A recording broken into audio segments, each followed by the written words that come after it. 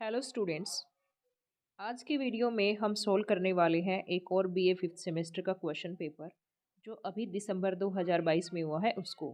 बाकी यूनिवर्सिटीज़ के जो भी क्वेश्चन पेपर रह रखे हैं उन पे भी वीडियोस बहुत जल्द आने वाली हैं।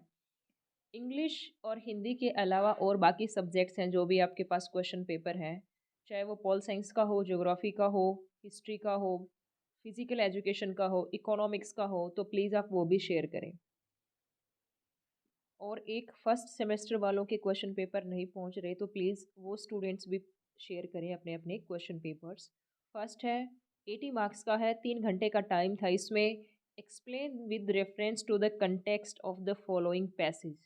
पैसेज आया हुआ है और इसको हमें एक्सप्लेन करना है। वही आपका एक ही नॉवल था इसमें। Kenchamma is her goddess great and bountiful is she killed a demon ages ago. तो ये जो आपका कंथा पूरा नॉवल है उसमें से लिया गया है, ये पूरा रेफरेंस लिखना था। उसके बाद इसकी एक्सप्लेनेशन लिखनी थी और उसके बाद नीचे कमेंट्स, जैसे कि पहले बता रखा है एक पोएम की एक्सप्लेनेशन कैसे लिखे, पैसेज की भी सेम उसी तरीके से लिखी जाती है। उसके बाद इसी के और में एक और पैसेज भी दे रखा है जो कंथापुरा से ही है। एक बार रीड करने के बाद जो आपको समझ में आए, जो लाइंस आपने क्वेश्चंस में पढ़ी थी उनसे मैच करती दिखें या फिर जिनकी एक्सप्लेनेशन आप इजीली दे पाओ, कोई एक अटेम्प्ट कर देना है इनमें से। क्वेश्चन नंबर 2 में पूछे गए हैं answer any 5 out of given 8 questions in about 80 to 100 words each. 5 attempt करने हैं और 8 हमें दिए गए हैं और ये क्वेश्चंस भी सेम जो आपको करवाए गए थे उन्हीं में से आए हुए हैं। Who is narrator of the novel Kanthapura, ये भी आपको करवा रखा था। हु इज़ जया रामचार, ये भी करवा रखा है। Where does Bhatta's wealth come from, ये भी। Who represents Gandhi ji in the novel Kanthapura, ये तो लॉन्ग भी है। डिस्क्राइब द विलेज कंथापुरा, ये भी करवा रखा है। How do the villagers get rid of smallpox, ये भी पढ़ा रखा है। Who is Bade Khan, what happens when the villagers decide not to pay the revenue. सारे क्वेश्चंस जो शॉर्ट हैं वो तो इतने आसान आए हुए हैं, इजी। आपको ये कन्फ्यूज़न हो गया होगा कि कौन सा अटैम्प्ट करूँ कौन सा मैं इनको छोड़ूँ। Moorthy is the hero of the novel, give your detailed opinion about it. ये लॉन्ग क्वेश्चंस पूछे गए हैं, इनमें से कोई आपको एक लिखना था। मूर्ति का कैरेक्टर स्केच फिट बैठता है यहाँ पर। Discuss Kanthapura as an Indian novel, summary जो पढ़ा रखी है वो बिल्कुल फिट बैठती है इस पे। Discuss the presence of Gandhi as the most motivating force in the novel Kanthapura, इसमें भी गांधी के बारे में बहुत सारा डिटेल में बताया गया है। जो इसकी समरी है वहाँ वो भी आती है और जो मूर्ति का कैरेक्टर स्केच है वो भी इसके अंदर आ जाता है। कंप्लीट तो नहीं आएगा लेकिन गांधी का इन्फ्लुएंस और किस तरीके से उसका जो इन्फ्लुएंस है वो काम करता है इसमें पूरे में, वो उस तरह की चीज़ें इसमें आराम से आ सकती हैं। Comment on the language and narrative style of Kanthapura, एक नैरेटिव स्टाइल का पक्का पूछा जाता है। नेक्स्ट क्वेश्चन है क्वेश्चन नंबर 4, ये आपके ग्रामर के पोर्शन से दिया गया है। फर्स्ट इसमें पूछा गया है सिनोनिम। सिनोनिम में बहुत आसान आसान से वर्ड्स दे रखे हैं जो बिल्कुल कॉमन से हैं। फर्स्ट है बोल्ड, ब्रेव, स्ट्रॉन्ग, बिल्कुल स्टूडेंट ने बिल्कुल सही लिखा है। Pretty, beautiful, lovely. ड्रीडफुल होता है भयानक, जिसको हम इंग्लिश में आप एक वर्ड यूज़, टेरिबल। दूसरा है हॉरिबल। और एक जो वर्ड बहुत ज़्यादा बार आप भी यूज़ करते हैं, शॉकिंग। क्या है? शॉकिंग। तो ये इनमें से कोई आपको जो सही लगे वो लिख देना चाहिए था। Begin, start. काइंड का मतलब होता है दयालु, अच्छा सा, जिसका हार्ट गुड हो। इसके लिए हम लिखेंगे ह्यूमेन। और दूसरा हम लिख सकते हैं जेंटल। और गुड हार्टेड भी लिख सकते हैं, फ्रेंडली भी लिख सकते हैं। नेक्स्ट है स्टूडेंट ग्रोन। ग्रोन का मतलब दुख के मारे रोना। एक वर्ड होता है कि रोना, विलाप करना, इस तरह का इसका हिंदी का मीनिंग है। तो ग्रोन का होगा सिनोनिम मौन और क्राई। एंटोनिम पूछे गए हैं हमसे। गेन, गेन का मतलब जब हमें कुछ प्राप्त होता है उसको हम कहते हैं गेन। और दूसरा लाभ भी जिसको आप कह सकते हो। तो इसका जो एंटोनिम है, क्योंकि गेन एज ए नाउन और वर्ब दोनों के तौर पे यूज होता है, तो लूज और लॉस दोनों इसके एंटोनिम है। Happy, sad, easy, difficult, polite, polite का होता है डिसपोलाइट, इसका आप लिखोगे बिल्कुल प्रॉपर वर्ड होता है रूड, RUD, रूड। नेक्स्ट है वर्चू, वर्चू गुणी, वाइस, गुड, बैड। नेक्स्ट है करेक्ट द फॉलोइंग सेंटेंसेस, हमें सेंटेंस करेक्ट करने हैं। व्हाट आर द न्यूज़, इसमें जो न्यूज़ है वो सिंगुलर की तरह ट्रीट किया जाता है, न्यूज़ को एक सिंगुलर सब्जेक्ट माना जाता है। तो आर की जगह पे स्टूडेंट्स क्या लगा देंगे हम, is. My scissors needs sharpening, कैंची।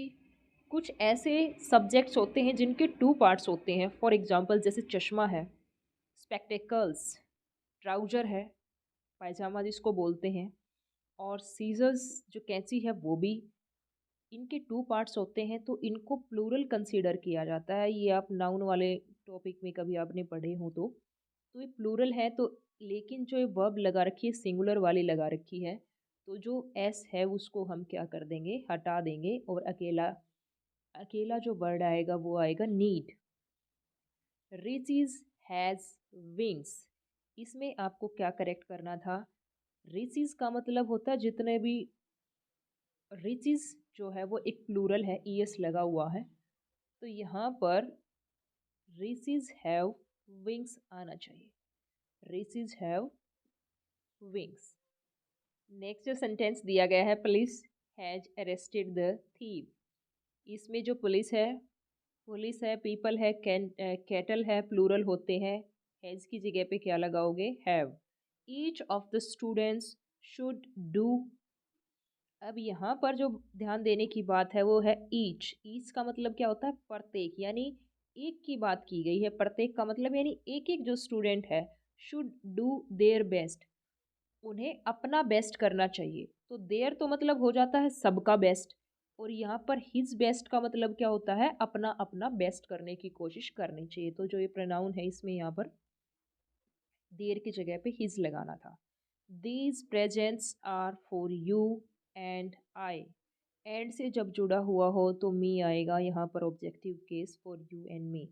I want little sugar for my coffee, little का मतलब कुछ होते हैं, एक तो होता है लिटल, दूसरा होता है ए लिटल, और तीसरा होता है द लिटल। तो स्टूडेंट्स इसमें ना थोड़ा थोड़ा डिफरेंस है, जब लिटल आए तो इसका मतलब होता है नथिंग, ना के बराबर, और ए लिटल का मतलब होता है थोड़ी सी, और द लिटल का मतलब है जितनी है वो सारी की सारी। तो ना के बराबर की बात नहीं कर रहा, यहाँ पर किसकी बात कर रहा है, ए लिटल की। तो I want a little sugar for my coffee. He does not have something to say, जब नोट आ जाता है तो वहाँ पर समथिंग नहीं आता बल्कि क्या आता है, anything. He does not have anything to say. My father is the oldest member of the family, जब एक ही फैमिली की बात की जाए तो वहाँ पर एल्डेस्ट आएगा, ना कि ओल्डेस्ट। जब ब्लड रिलेशन की या खुद के फैमिली के रिलेशन की बात हो तो वहाँ पर एल्डेस्ट आता है, लेकिन जब और सराउंडिंग की बात की जाए, जब खुद के फैमिली से बाहर की बात की जाए तो वहाँ पर आता है oldest. His both sons are honest, both of his sons are honest, ये होगा इसका। ऑल बॉयज वर प्रेजेंट, ये स्टूडेंट्स आप कमेंट सेक्शन में आप इसको करेक्ट करके लिखोगे। पॉलिटिक्स इज ए, आर की बजाय क्या आएगा, is, politics is a dirty game. Give one word substitute for any 10 of the following, इसमें हमें वन वर्ड बताने हैं। A place where clothes are kept, जहाँ पर क्लोथ्स रखे जाते हैं, अलमीरा भी ठीक, लेकिन अलमीरा का पर्पज़ कोई और भी हो सकता है। इसमें इंग्लिश का एक दूसरा वर्ड है जिसको बोलते हैं, आपने सुना भी होगा, वार्डरोब, जो कपड़ों की अलमारी होती है उसको वार्डरोब को बोला जाता है, wardrobe. Something that can be seen, जिसको देखा जा सके, बिल्कुल सही लिख रखा है, visible. One who believes in God, आस्तिक जिसको कहते हैं, theist. Words having a similar but identical meaning, ऐसे वर्ड्स जिनका मीनिंग भी सेम हो और शायद स्पेलिंग भी, इसमें थोड़ा सा क्लियर नहीं कर रखा, ओनोमाटोपोइया होना चाहिए इसका, कंफ्यूजिंग है थोड़ा सा ये। अगर आपको पता है, आपने बुक में से लर्न कर रखा है, तो आप ज़रूर कमेंट सेक्शन में कहें, कमेंट सेक्शन में ज़रूर लिखें। One who walks in sleep, जो स्लीप में, नींद में चलता हो, उसको हम क्या कहेंगे? अगर आप आसान याद करना चाहो तो आप उसको लिख सकते हो, स्लीप वॉकर। ये तो है आसान, लेकिन वैसे तो ये भी बिल्कुल वैलिड है ये शब्द। लेकिन जब हम वन वर्ड सब्स्टिट्यूशन पढ़ते हैं तो उसमें एक दूसरा वर्ड आता है जिसको हम कहते हैं सॉम नैम बुलिस्ट। सॉम नाम बुलिस्ट, जो रात को नींद में चलता है। नेक्स्ट जो पूछा गया है वो है a person who is indifferent to pain और प्लेजर। एक ऐसा व्यक्ति जो सद्भाव रखता है, चाहे पेन आ जाए, सम्मान भाव रखता है पेन के प्रति भी और प्लेजर के प्रति भी। ना तो दुख में ज़्यादा दुखी होता है और ना खुशी में ज़्यादा एक्साइटेड होता है। ऐसे पर्सन को हम इंग्लिश में कहते हैं stoic. Government in which all religions are honoured. India वो है और जिसको कहते हैं सेक्युलर, धर्मनिरपेक्ष, सेक्युलर कंट्री। डेमोक्रेसी वो होता है बेटा जिसमें लोगों का तंत्र हो, democracy. Next a person who loves his own country, patriot. Patriot जिसको देशभक्त कहते हैं ना, पेट्रियोट, PATRIOT,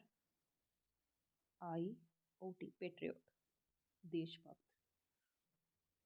नेक्स्ट है a person who looks to the bright side of life. एक ऐसा पर्सन जो सिर्फ अच्छी जो चीज़ें हैं लाइफ की, ब्राइट जो चीज़ें हैं उनकी तरफ देखता हो, जिसको हिंदी में कहते हैं आशावादी। उसको हम कहेंगे इंग्लिश में ऑप्टिमिस्ट। ऑप्टिमिस्ट, आशावादी। नेक्स्ट वर्ड जो है a word which is no longer in use. एक ऐसा शब्द जो अब प्रचलन में नहीं है, यूज़ में नहीं है, ऐसे वर्ड को हम कहते हैं ऑब्सोलीट। क्या कहते हैं? Obsolete. A medicine, next word है a medicine that induces sleep. एक ऐसी मेडिसिन जो स्लीप लेके आती है, नींद लेके आती है, उसको हम कहते हैं सोपोरिफिक। सोपरिफिक, सोपरिफिक, इसकी प्रोनाउंसिएशन क्या होगी? Soporific. That which is contrary to law. कुछ ऐसी चीज जो कानून के अगेंस्ट हो, कंट्रारी हो, विपरीत हो, उसको हम कहते हैं इलीगल। बहुत बार सुनते हो आप इसको, इलीगल। नेक्स्ट आपके शुरू हो जाते हैं using the idioms given in below make sentence. Idiom और फ्रेजेस, ईडियम्स और फ्रेजेस बहुत अच्छे अच्छे दिए गए हैं। At arms length, at arms length का मतलब होता है as far away from your body as possible. उतना दूर कर देना अपनी बॉडी से जितना पॉसिबल हो सके। नेक्स्ट है बैक एंड फोर्थ होगा, ये ब्लैक एंड फोर्थ नहीं होगा मेरे ख्याल से। बैक एंड फोर्थ का मतलब होता है आगे पीछे। आप जाते हो किसी एक पर्टिकुलर डायरेक्शन में, दोबारा से उसी उसी पॉइंट पे चल के दोबारा से आ जाते हो। बैक एंड फोर्थ, आगे और पीछे। क्रोकोडाइल टीयर्स, घड़ियाली आंसू, हिंदी में भी आपने पढ़ रखा है ये। आउट ऑफ डेट, कुछ ऐसा जो बहुत पुराना हो। आउट ऑफ डेट का मतलब जो अब इतना फैशन में ना हो, इतना आधुनिक ना हो, उसको हम कहते हैं आउट ऑफ डेट। या फिर जिसकी वैलिडिटी चली गई हो उसको भी आउट डेट हम कह देते हैं। Insist on, insist on, insist on का मतलब आपने वैसे भी सुन रखा होगा, बहुत यूज़ करते हैं हम इसको। और इंसिस्ट ऑन का मतलब होता है किसी बात पे जोर देना। लेम एक्सक्यूज, लेम एक्सक्यूज होता है ऐसा कमज़ोर बहाना जिसमें कोई दम ना हो। अनफॉर, अन का मतलब होता है विश करना, डिज़ायर। और अनफॉर का मतलब होता है टू डिज़ायर समथिंग स्ट्रोंगली, किसी चीज़ की इच्छा बहुत ज़्यादा स्ट्रोंगली करना, उसको हम कहते हैं अनफॉर। नेक्स्ट और इम्पोर्टेंट है Apple of Discord. Apple of Discord, Apple of Discord का मतलब होता है कोई ऐसी चीज़ जो झगड़े को बढ़ा देती हो, कोई ऐसा सब्जेक्ट, कोई वस्तु जिसे जो झगड़ा है वो बढ़ जाता, कोई ऐसा आर्ग्यूमेंट, कोई ऐसा टॉपिक, कोई ऐसी बात जो झगड़े को बहुत बढ़ा देती है, उसको कहते हैं apple of discord. A man of spirits, a man of spirits का मतलब होता है एक बहुत ही जो जो कोरेजियस पर्सन होता है, वो हिम्मत वाला जो पर्सन होता है, उसको हम कहते हैं man of spirits. And eyewash, and eyewash का मतलब होता है धोखा देना, कुछ ऐसा, ऐसी सिचुएशन जो डिसेप्शन में हमें रखे, धोखे में जो हमें रखे। A bed of roses, a bed of roses का मतलब होता है कंफर्टेबल। जैसे कहा भी जाता है ना, life is not a bed of roses, कि लाइफ कुछ ऐसा नहीं है जहाँ पर हमें अच्छी अच्छी जो कंफर्टेबल सिचुएशन है वही मिलेगी। बाई हुक और क्रुक, किसी भी तरीके से, और वो मीन्स, चाहे वो मीन्स का मतलब कोई भी साधन, चाहे वो फेयर हो चाहे वो अनफेयर, उचित हो चाहे अनुचित, किसी भी तरीके से, बाई हुक और क्रुक। तो ये था स्टूडेंट्स आपका BA 5th सेम का इंग्लिश के क्वेश्चन पेपर का सॉल्यूशन। उम्मीद है आपकी हेल्प करेगा ये। जिन स्टूडेंट्स के एग्ज़ाम अभी नहीं हुए हैं वो अपनी अच्छी सी तैयारी करें, जिनके हो चुके हैं उनका रिजल्ट अच्छा आए, और प्लीज़ बाकी स्टूडेंट्स के साथ भी आप क्वेश्चन पेपर या फिर जो भी वीडियोज़ हैं वो शेयर कर दिया करो, ताकि औरों की भी हेल्प हो सके। और क्वेश्चन पेपर प्लीज़ शेयर किया करो, बाकी इंग्लिश का हो चाहे हिंदी का, किसी भी विषय के आपके पास सब्जेक्ट क्वेश्चन पेपर है प्लीज़ शेयर करें। और आपके कमेंट्स, लगभग मैं ऑलमोस्ट सारे कमेंट्स पढ़ती हूँ, सारे इतने अच्छे अच्छे कमेंट्स करते हैं सभी स्टूडेंट्स, उससे मुझे सच में अच्छा लगता है कि मैं आपके लिए और वीडियोस बनाऊं और आपके लिए स्टडी को बहुत ज़्यादा इजी बना दूं, आप अच्छे से लर्न कर पाओ इंटरेस्ट लेके, और अच्छे से मार्क्स भी गेन करो। Thank you.